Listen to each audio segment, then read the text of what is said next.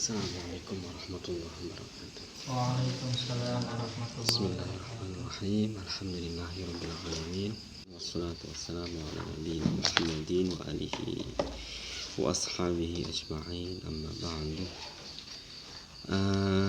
Mari kita awali bersama-sama membaca suratul Fatihah untuk sahibi hadan kita wa usulihi wa furu'ihi wa syaikhihi wa asatidihi wa muridihi wa jami'a baina wa ulamaina wa ummahatina wa masyayikhina wa asatidina wa usulina.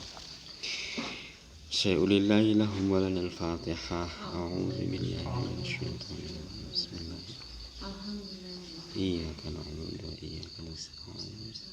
Ihdinas siratal mustaqim. Siratal ladzina an'amta 'alaihim ghairil maghdubi 'alaihim. Silakan, ada yang mau membaca atau sudah sampai mana? Bismillahirrahmanirrahim.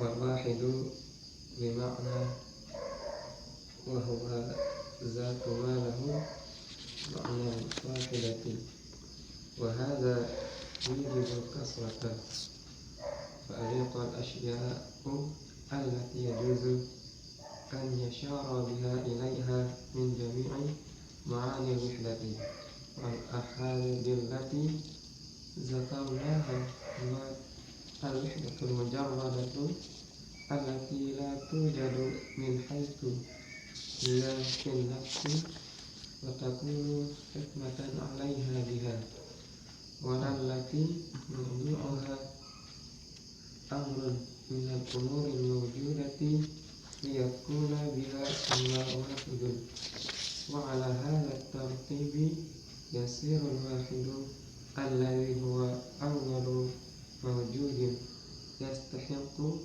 an yusafa bima huwa al-quwwatul ula allati zakarnaha awwalul ma'qulun bizatil ula fa yakunu bitilkal aniyati allati yalzimuha al-wihdata fa yakunu bitilkal aniyati allati yalzimuha al-wihdata allati wasafna wa hiya al-fi'lu wa yakunu tartibul al-jari 'ala al-nizamil lazimi fi maratibil mawjudati anha al-wahdatul mahdhatu.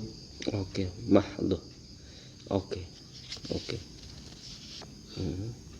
Wal wahidu bima'na wa huwa zatun ma lahu ma'na wihdati, dan wahid dengan makna yaitu zat ma lahu makna wihdati, yang tidak ada baginya makna al-wihdah. Wa hadza yujibul kasratu, dan hal ini mewajibkan atasnya hal yang banyak.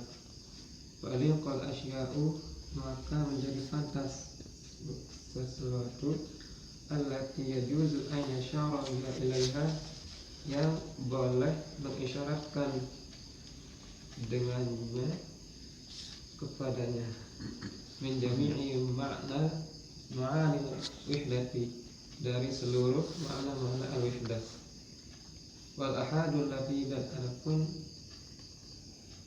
beberapa satu allati zakarnaha, yang telah kita sebutkan, huwa yaitu al-wahdatul mujarradatu, al-wahdatul mujarrad allati la tujadu min haitsu hiya fil nafsi, yang tidak ditemukan dari sekira di dalam jiwa. Fatakunu, maka hal itu hakimatan, menjadi hakim, alaiha, atasnya, bisa dengannya. Wala allati mawdu'uha amrun minal umuril mawjudati liyakuna biha wahidun, dan objek dan tidak mengobjekkannya oleh sebuah perkara dari beberapa perkara yang mawjudah, liyakuna, agar ada dengannya, agar menjadi dengannya, yaitu oleh al-wahid. Wa ala hadza taqribi, dan atas penyusunan ini yasirul wahidu menjadi oleh al-wahid alladzi yang huwa awal mawjudun, yaitu awal al-mawjud, wa yastahiqu dan menjadi benar ayyusafa untuk mensifatkannya bima dengan sesuatu, yaitu al-quwa al-ula allati zakarna yang telah kita sebutkan sebelumnya, awalul maqulun yakni awal al-maqul lizatil ula bagi zat yang utama.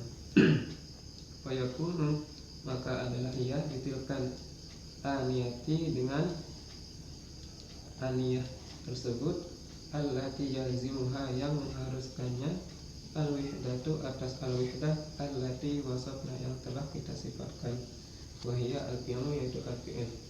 Fayakun takribu maka adalah penyusun al-jari yang telah lalu alan nizamin aziz atas struktur yang pasti fi maratibil mawjudat di atas susunan mawjudat, annaha bahwasanya ia al-wihdatul mahdhatu adalah wihdah al-mahdhah. Ya, jadi sebagaimana sudah saya jelaskan kemarin bahwa kita untuk memahami teks yang seperti ini harus punya gambaran konsepsi yang minimal membantu kita untuk memahami ini. Gambaran konsepsi itu adalah tentang salah satunya diantaranya adalah proses emanasi. Jadi kalau ada emanasi itu misalnya kalau kita menggunakan struktur daripada matahari itu lingkaran pertama, lingkaran kedua itu apa, kemudian lingkaran ketiga itu bumi, Mars ya, lingkaran ketiga itu bumi, lingkaran keempat itu apa, lingkaran kelima itu apa, lingkaran keenam itu apa, sampai 10. Itu kalau seperti lingkaran ya. Kalau seperti kita anak tangga, itu anak tangga yang pertama, anak tangga yang ke-10. Ini konsepsi awal saja untuk membantu. Bisa jadi apa yang dimaui tidak seperti itu, tetapi gambaran yang paling mendekati adalah seperti struktur seperti itu. Lah, anak tangga dari yang 1 sampai ke 10 ini ingin merasionalisasi bagaimana pada satu sisi ada maujud di anak tangga yang paling bawah, yang paling atas itu ada konsep wujud. Itu anak tangga yang paling bawah itu adalah wahid, tetapi bil makna kasroh, gitu kan. Anak yang tangga yang pertama itu wahid atau wihdah yang bahkan tidak punya ma'dud, gitu. Jadi ini seperti ini penjelasannya ya sepanjang tadi itu, bolak balik gitu.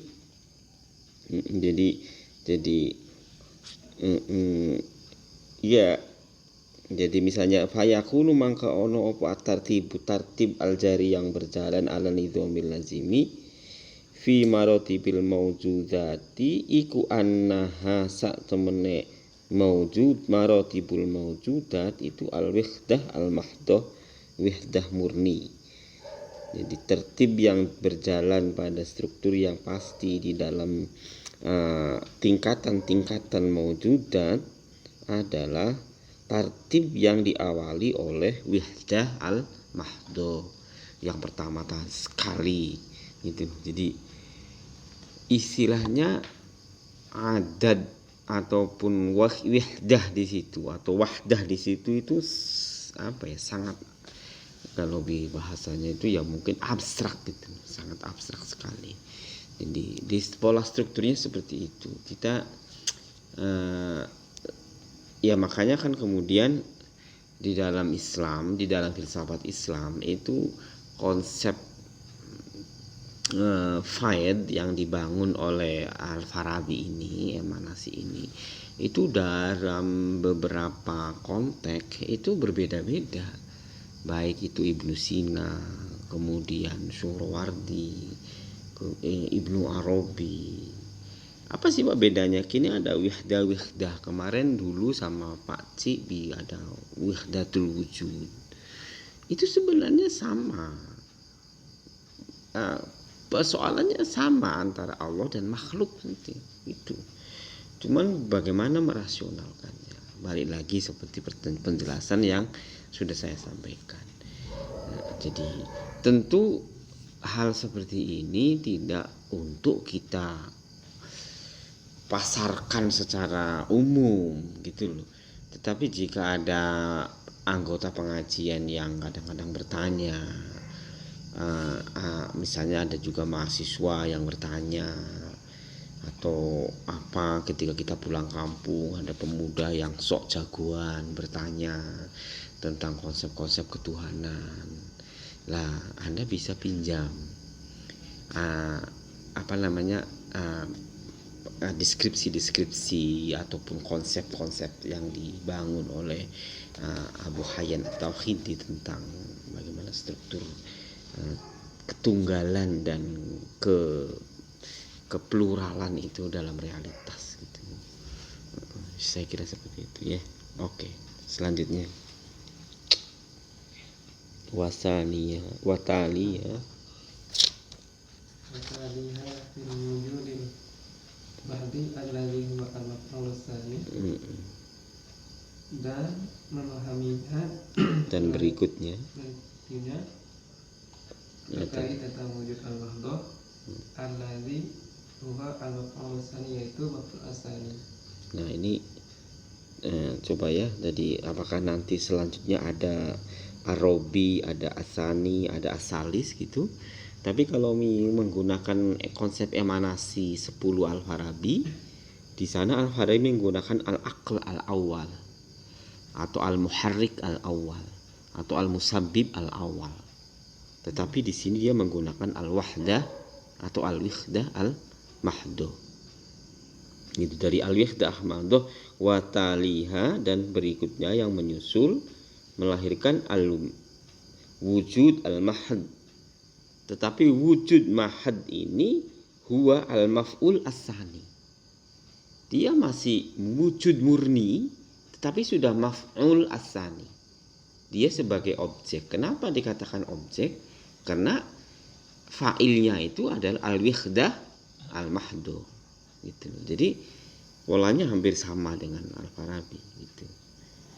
Jadi strukturnya seperti konsep-konsep ini sekali lagi untuk mengargumenkan atau merasionalkan ketersambungan antara zat yang maha suci, yang maha abstrak, yang la syai'a wa la syai'a, kan begitu kan, Allah kan la syai'un, kan begitu kan, laisa kamitslihi syai'un, kan Allah kan begitu.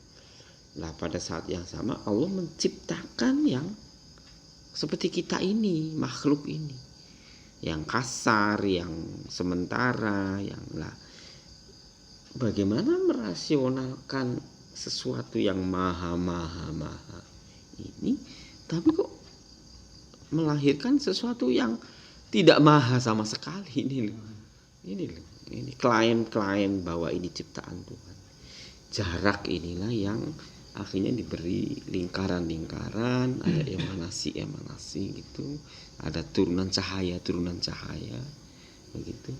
Hingga tadi ada asani, begitu terus Salisuha al-aniyah al-mahdhani allati hiya an-nafsu, dan yang ketiga dua wadah al-mahdhah yang murni, yaitu jiwa min qibali annahu hasala laha min azzatil ula al-wujud, dari penerimaan bahwasanya ia menghasilkan di dalamnya dari zat al-ula al-wujud berupa al-wujud. asaniyati as-surati allati sarat biha kamala likullin mawjudin lima wadunahu, dan dari zat yang kedua berupa as-surah, yaitu yang menjadikan dengannya sebagaimana tidak ada bagi setiap hal-hal yang wujud bagi apa yang selainnya. Oke. Jadi yang nomor 3, lingkaran yang nomor 3, aniyani, dia pakai bahasanya aniyan.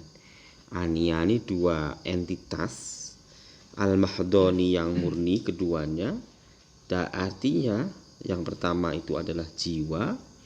Jiwa ini merupakan produk dari zat al-awwal, al-wujud al-mahad. Al-wujud al-mahad ini sebenarnya satu sisi wujud mahad, satu sisi maf'ul.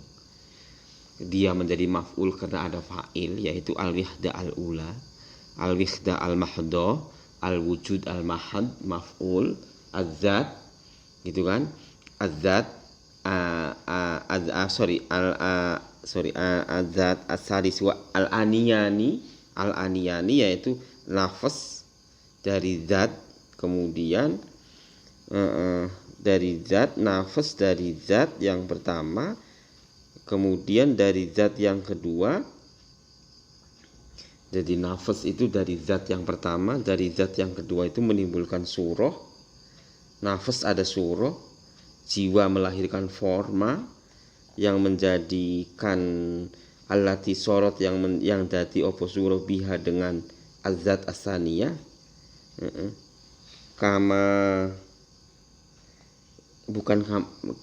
Kamalan ya, bukan kamalan. Kira-kira kamalan begitu, bukan kamalan. Jadi sempurna gitu. Allati sorot kang dadi biha iku kamalan, sempurna, bukan? Kalau menurut saya kamalan, jadi sempurna likulli mawjudin, bagi sesuatu yang eksis, lima huwa dunahu. Lingkaran yang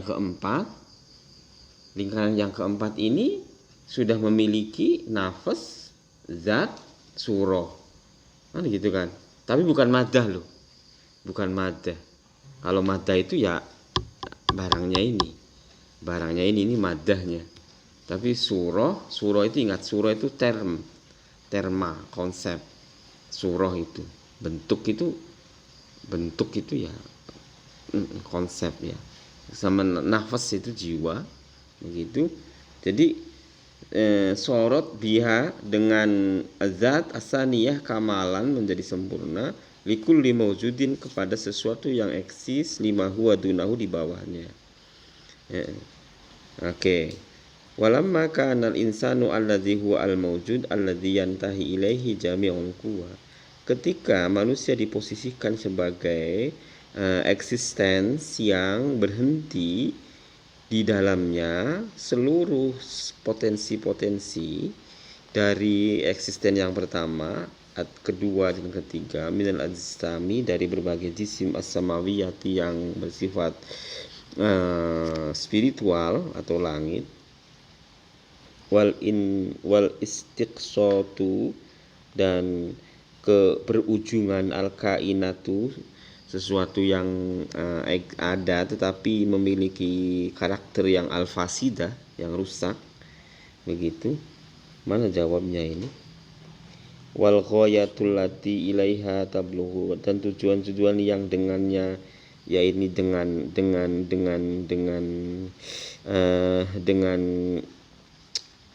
ilaiha, dan tujuan yang dengannya sampailah kekuatan, watan khasiru, dan bisa terhitung fihi di dalam al-quwa soro. Begitu ya menurut saya ya. Ini jawabnya. Walamma kanal insanu soro, maka dadi ikulil wahidi soro, maka dadi opo al wahidu al mutakatsiru al muqabilu lil wahidil mahdi. Soro, maka dadi opo al insan begitu. Opo al insan iku al wahida. Ini fa'ilnya mana ini, khobarnya ini. Tapi yang jelas ini jawabnya lam makana kan ya. Soro mangka dadi opo al wahidu al mutakatsir iku qawiyan. Qawiyan ini jadi khobar bu ini. Kuan. Al-wahid al-wahid. Iku soro maka dadi opo al wahidul mutakatsir al muqabilu yang menerima al wahid al mahdho ing wahid mahdho iku qawiyun. Iku qawiyan, enggak enak ya tapi kok qawi al wahid qawiyun al muqabilu kang menerima al wahidu al mahdul qawi al mahdu qawiyun yaslaku bima ma'ahu min jami'i ma faqahu min muwasalati kulli wahidin minha bihasbir ribatil ladzi bainahu wa bainaha ila ayyantahiya ilal mabda'il awal wadzatil awal. Karena belum ketemu khobarnya soro ini jadi susah. Maka jadilah al-wahid al-mutakatsir al-muqabil. Maka jadilah opo al-wahid al-mutakatsir al-muqabil. Kalau menurut saya al-muqabil ini yang bertentangan pada al-wahid al-mahd. Iku qawiyan begitu ya. Benar enggak saya qawiyannya?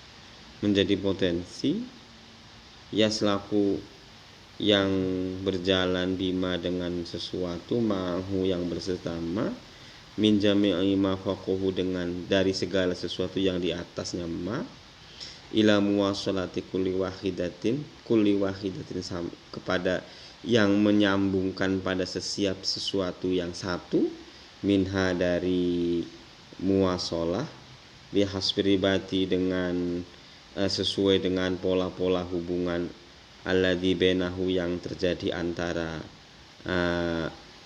ladzi wa bainaha dan antara muwasalah ataupun ya wa bainaha dan muwasalah ila ayantahiya sampai kepada ila al mabda'il awal sampai kepada al mabda' al awal adzatul ula. Nah, di sini ya kan gitu tadi kan jadi strukturnya sama, jadi hampir sama dengan apa yang saya sampaikan tadi. Anak tangga yang ke-10 itu akan melahirkan al-insan alladzi huwa al-mawjud alladzi yantahi bihi jami'ul quwa, begitu, yang kumpul berbagai potensi minal mawjudil awal, dari mawjud awal asani samawiyah dan seterusnya. Tetapi dari as-samawiyah ini al-jami'il quwa gini yang ada di insan ini, itu kemudian kalau bahasa cepat saya ya, maaf mungkin saya keliru, itu kemudian bisa naik lagi ke atas gitu loh. Jadi rangkaian ini bisa dinaikkan ke atas lagi, dari atas ke bawah, dari bawah ke atas, maka dia kemudian sampai kepada jadi yasluku menjadi jalan ma'ahu bersama ma, itu dari atas ke bawah tadi itu kemudian bisa menjadi jalan untuk sampai kepada setiap sesuatu dengan hubungannya sampai kepada ila mabda'il awal. Coba ini nalarnya begitu gitu. Jadi makanya satu menjadi mustarak dan mustarak menjadi satu itu ya begini pola-polanya gitu. Jadi ketika naik dari bawah yang banyak menjadi kesatuan tadi ya akhirnya kemudian konsep keesaan, konsep kebanyakan, konsep kemanunggalan itu ya sebenarnya kompleks ya. Dalam arti klaim kebenarannya itu sangat susah karena strukturnya itu cenderung bolak-balik, circle begitu, ataupun spiral begitu, antara yang wihdah al-mutlak sampai kepada al-wahid al-mawjud, begitu al-insan alladzi yajma'u jami'ul quwa, tetapi di sini menjadi jalan untuk al-mabda al-awwal lagi ke sana. Jadi bolak-balik begitu. Nah, ngototnya kita untuk esa plural sendiri banyak ini menjadi terpisahan ataupun keberjarakan satu-satu apa itu menjadi lemah begitu, menjadi lemah gitu. Jadi karena kompleksnya konsep itu ya. Oke. Kalau tadi misal emanasi yang turun dari Tuhan ke makhluknya, apakah itu makhluk punya kebebasan untuk mengolah lagi emanasi atau potensi yang diberikan?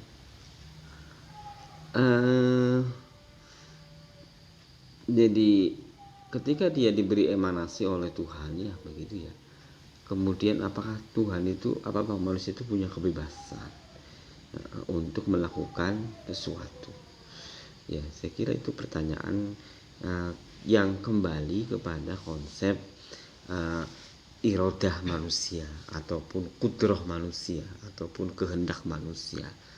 Jadi ya kalau klien saya, kita harus bisa membedakan dan tidak bisa digeneralisasi bahwa konsep faid yang bisa turun ke dalam diri manusia itu kemudian diklaim bahwa manusia itu memiliki kebebasan atau tidak memiliki kebebasan.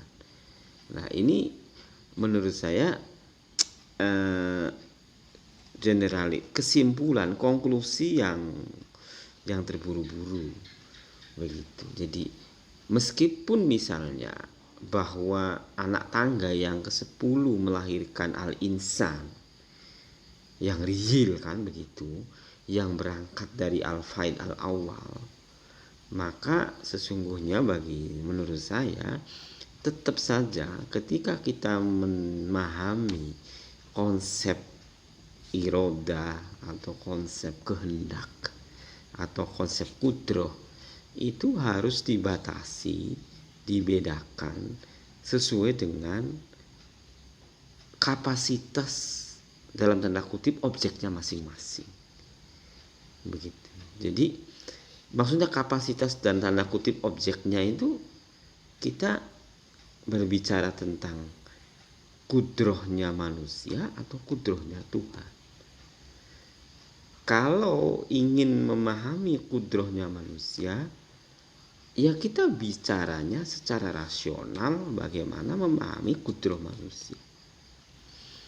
Kalau kita ingin memahami kudroh manusia sebagai bagian dari upaya untuk memahami kudrohnya Tuhan, ya kita juga harus clear argumen itu.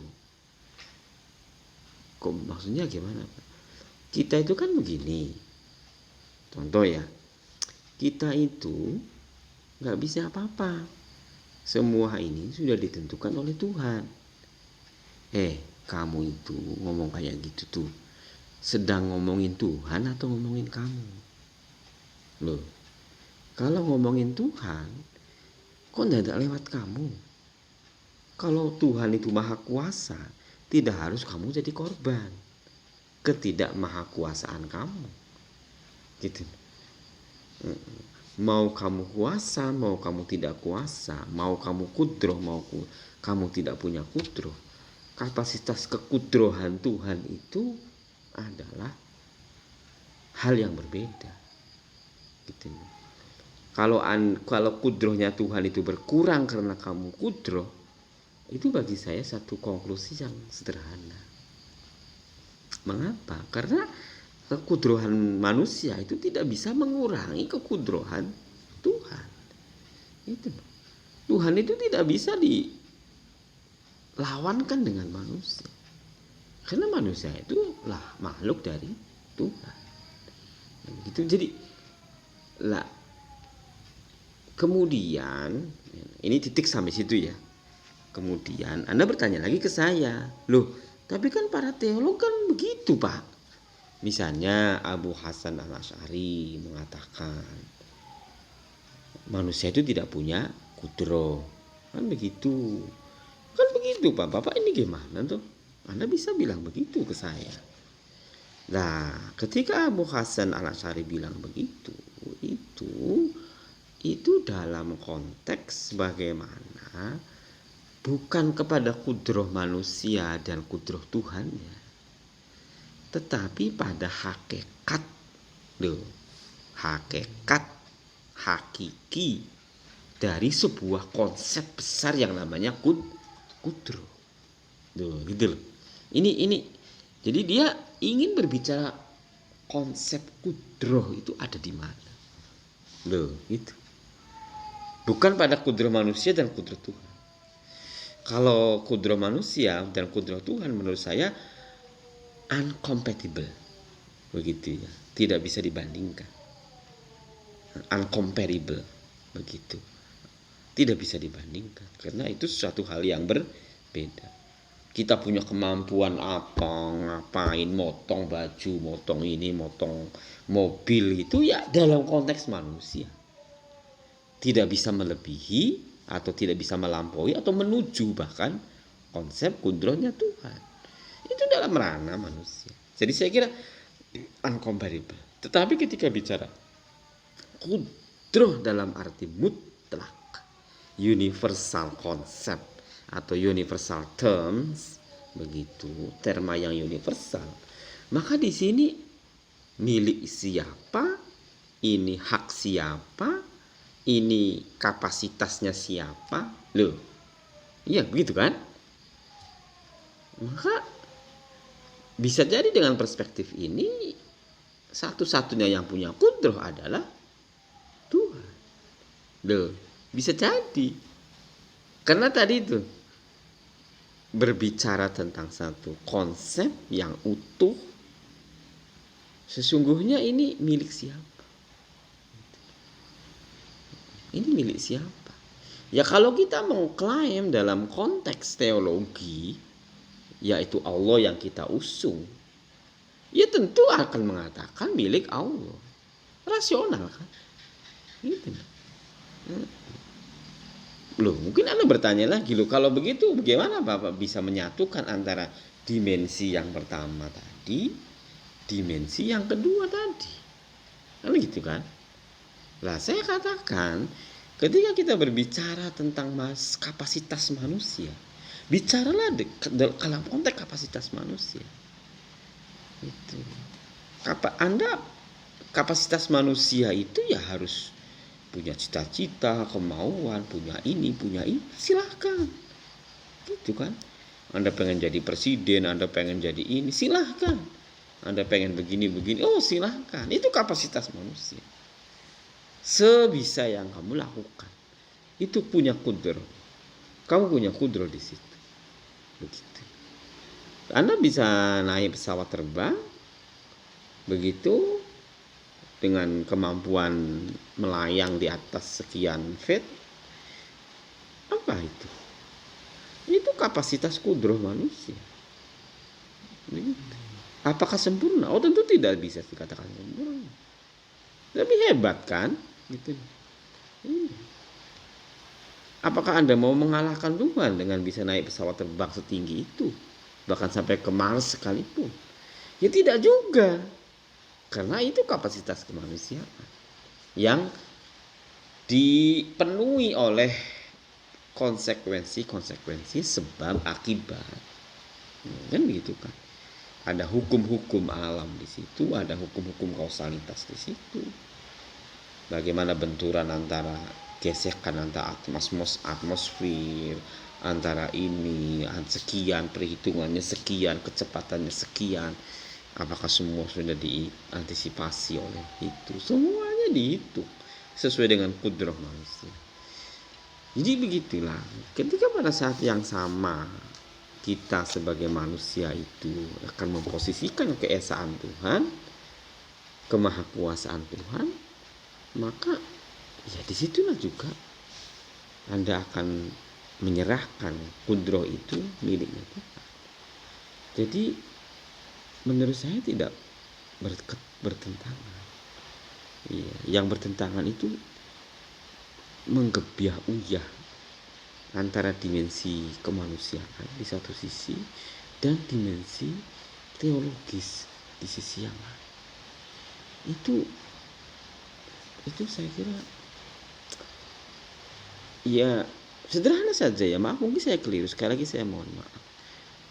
Tolong misalnya ada jembatan rusak gitu. Ketika Anda mengatakan biar Tuhan suruh membangun Tuhan jembatan itu, kita tunggu.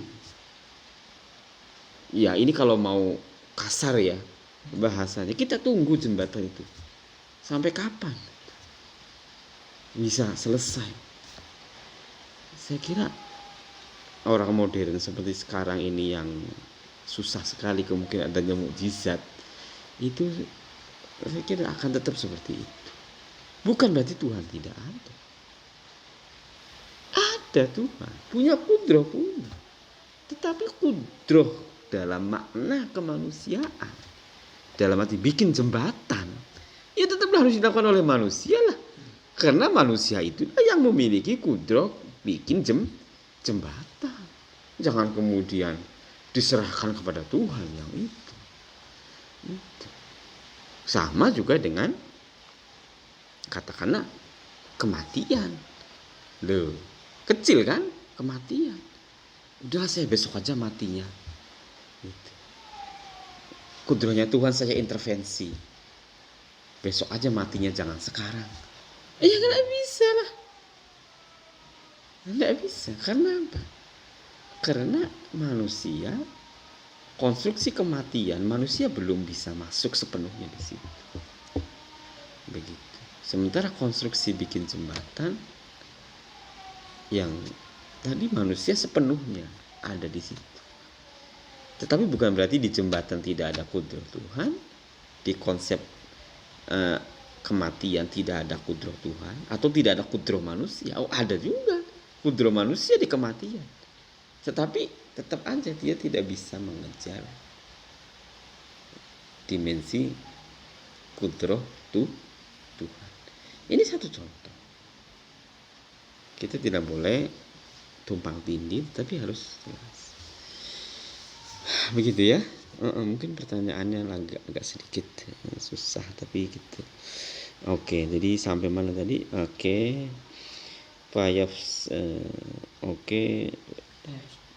Fayafsuhu anhu bima lahiqahu fi dzatihi ibaratun disminiyatun bil mantiqil kharij al kharij wa yashiru ilaihi isyaratan wa ruhaniyatan bimutabaqati aqlihi al maf'ul awal hatta yasiru huwa wa yalhadu asru faidi wal wasil ila tilka dzati faqad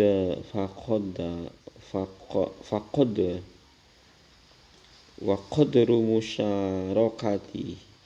qadru musyarakatihi iyahu wa nafa anhu faqaddaru ya, atau faqadru hanafa anhu jami'u sifati allati nafaha anhu al-maf'ul awal wa yuqalu li hadzal fi'li minhu tauhidun ay tajridu tilka dzati an jami'il kasrati allati tata'allaqu 'ala dzawati wa tahitu biha minas sifat.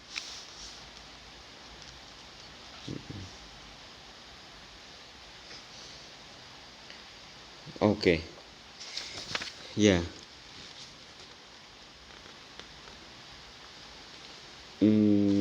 Saya kira cari yang baru itu yang mana? Wa yasfahu anhu bima lahiqahu fi dzatihi ibaratun. Maka menjadi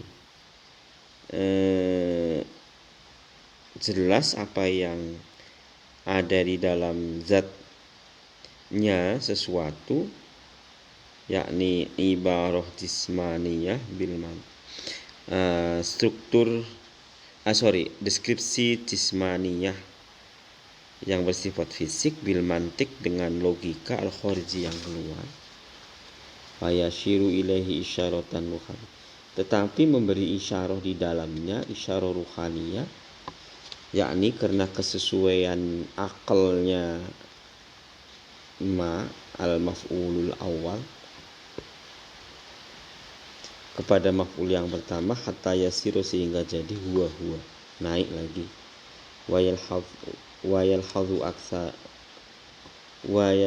atharu faidi, dan bekas daripada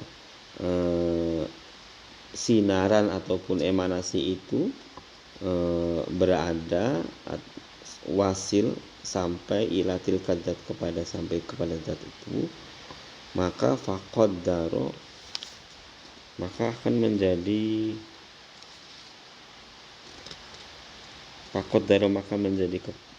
kekuatan, atau faqaddaro maka menjadi